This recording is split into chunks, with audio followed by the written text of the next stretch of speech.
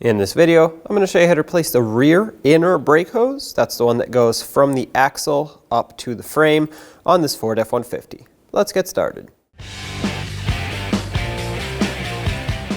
Before we get started, I just want to mention that the procedure for both of them, left and right, will be exactly the same. I'm going to start at the bottom, and that is so I can pinch off this brake hose. Of course, you don't want to do this on a new brake hose. You only want to do this on the one that you replace. But I have these pliers that'll squeeze it, and this will restrict the fluid flow through this hose so that we can work without losing a bunch of fluid.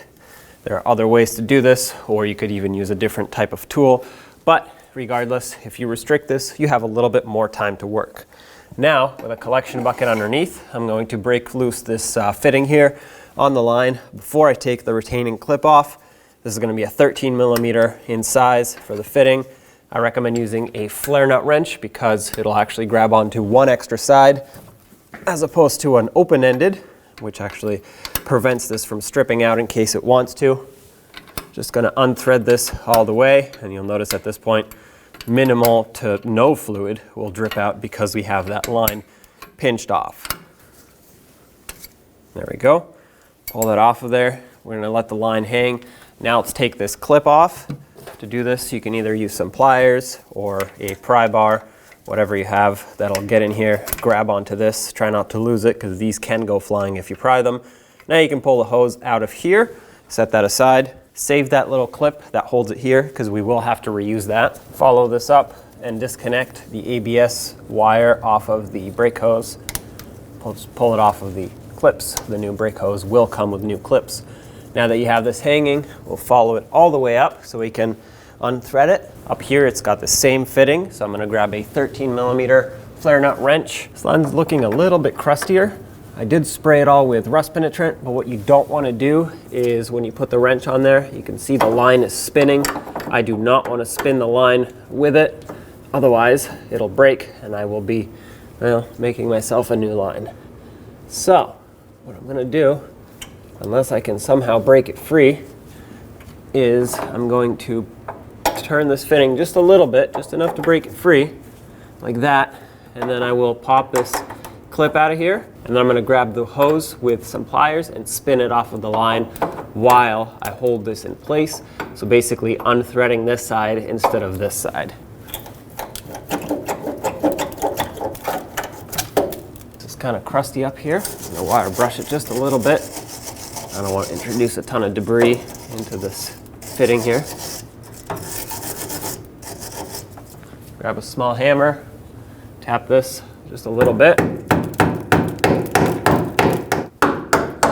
There we go. You can put a wrench on this side, pliers on that side, and just spin it off. Make sure you have a nice tight grip on this. You don't want to twist that line in weird ways. Gonna make these just a little tighter. There we go. All right, that's working perfectly. And if you want to work it back and forth, usually that frees up those threads. Now, as soon as you pull this line off, keep in mind fluid will come out. Obviously, the line isn't pinched, the hose is. So already we should start seeing a trickle of fluid. At this point, I can spin the line by hand. And just a couple more turns and it should be off of there. There it is. All right, fluid is dripping into my collection bucket, so at this point we are timed. We don't want to wait too long. We don't want to lose too much fluid. You obviously don't want to empty that master cylinder. The two ends of this new brake hose are exactly the same, so it doesn't matter which end you put on first. What I will do is just quickly brush the threads on this fitting to ensure that they are clean and rust free. So now you want to take your brake hose, both ends of the new brake hose, and the old one, but both ends are the same. So just try to thread this on, obviously without cross-threading it. Make sure it starts on to the fittings nice and smoothly. And this one started on very nicely. I'm going to go as far as I can by just twisting it like this. This one, well, the old one had this cut out too, but it was pretty rotted. So on this one, I can actually put a real wrench on it and tighten it up that way. The cutout on this is a 16 millimeter and of course the fitting stayed the same. It's the same fitting. So I'm going to hold the fitting with a 13, put a 16 on here, and just tighten it up. I'm going to clean any leakage here and debris, because as I complete this job, I want to see if anything is leaking. Well, anything being brake fluid. Definitely don't want that leaking. Now keep in mind, the end of the brake hose is currently dripping.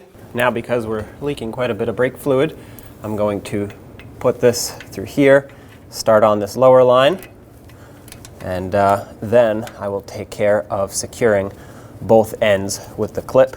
As long as we get this brake fluid to stop dripping, that would be ideal, because we don't want to, like I said, drain that master cylinder reservoir. Okay, grab that 13mm wrench, and as I tighten this, I'm pushing it through. There we go. That will slide into this cutout there. I'm going to hold it. Since it's here, I might as well lock it in with its clip. Now the clip will have an oval or a round cutout and a flat one. The flat one will go up against the bracket and the round one on the fitting side. So pull this through, twist it if you need to, and we're gonna have to do this to the top as well, of course. Tap it down with a hammer. There we go, that locks in properly. If it doesn't slide in, it's probably because it's not lined up. There is a cutout on here. It basically looks like a hex cutout for a nut or a bolt, but one side is gonna be flatter and rounder. If that doesn't line up, well, it's not gonna go in all the way. So this is now done. Let's move up to the top, and then we'll worry about securing the ABS wire onto the brake hose. I cleaned everything off with some brake parts cleaner, and now that it's secured, let's just make sure it's actually nice and snug here. There we go. Don't twist that line, but you wanna make sure that it's sealed up. So that's tight. You just wanna give it about 1/8 to 1/4 of a turn after it is completely bottomed out. That's how you know it's tight. You want to let the flare on the fitting squish down a little bit. That's what we're going for here. You don't want to just completely crush this fitting, because you can destroy the threads and then it won't hold, it won't seal, and obviously you don't want to lose a brake line as you're driving down the road. All right, now up top, let's get this through and hook this on. Make sure it's going the right way, or facing the right way. So this one actually goes from underneath. There we go. Pull this line through, tap it into place. A little hammer. All right, that is nicely locked in. Now that it is locked in properly, let's grab that wrench and tighten up the fitting to finish this up. Just like the lower one, you don't want this to be extremely tight. Once it's snug, which it already is, I'm just gonna give it a little extra. This one was already pretty tight just because I got the 2 wrenches on there. But now I'm sure. And now all I have left is to attach the ABS wire to the brake hose, 2 clips. Now, of course, at this point, you would want to top off your master cylinder and perform a full manual brake bleed so you can eliminate any air that is still in the system. And once you've done that, take it for a road test and make sure the truck stops as it should. When only the best will do, demand TRQ. The only company that lets you view before you do. TRQ is committed to offering the highest quality aftermarket auto parts that are engineered for peace of mind. Thanks for using and viewing with TRQ.